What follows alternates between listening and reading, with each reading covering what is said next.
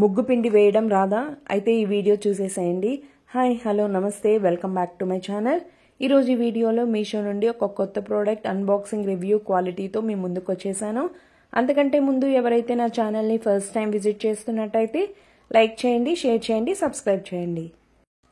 ఇప్పుడు ముగ్గు పిండి వేయడం రాదు, ముగ్గులు వేయడం రాదు, రంగులు వేయడం రాదు అన్న వాళ్ళకి ఈ వీడియో అనేది చాలా బాగా ఉపయోగపడుతుంది.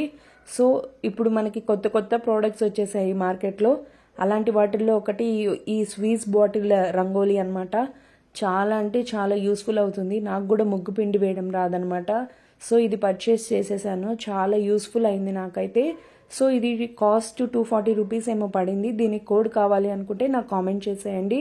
10 బాటిల్స్ వచ్చేసాయి అనమాట.